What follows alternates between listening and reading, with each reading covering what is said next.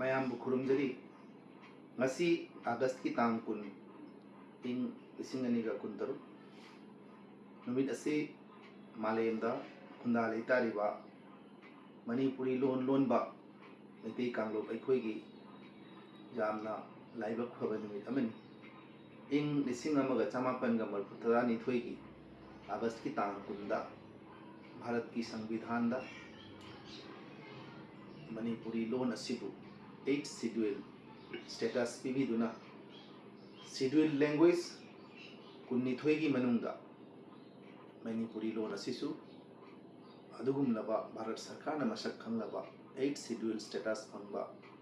numit adumakni ngasise numit asida ai ima lon lonba Manipuri lon lonba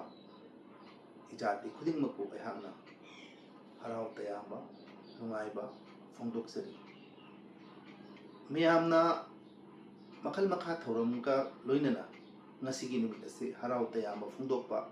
amadi pongthokjaba chauthokjaba utnei adubu hairiba thoram ase routine thoram oina chahi khudingi pangthoklabasu numit asidagi khatna neinaba kaya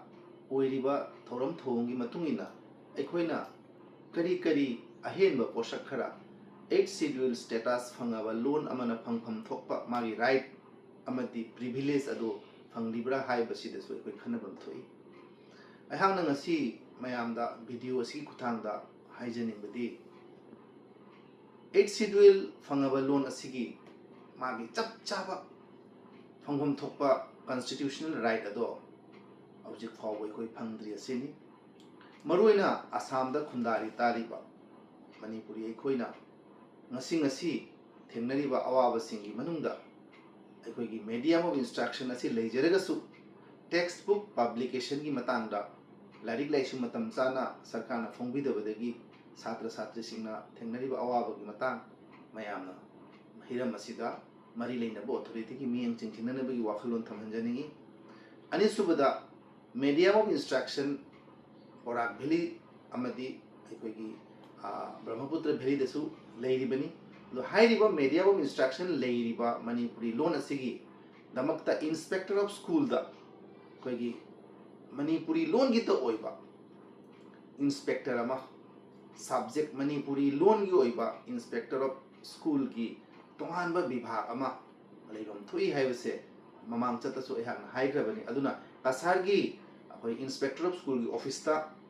tonganba Manipuri lon gi medium instruction asi jengchinabagi damakta inspector ama appoint tawnabagi damakta sarkar dagi kuna dagi se thamam thui masige loina na Manipuri lon asi Assam sarkarna associate official language ki status pibire aikoi yamna haraujai pongjai adubu masige iroina na Directorate of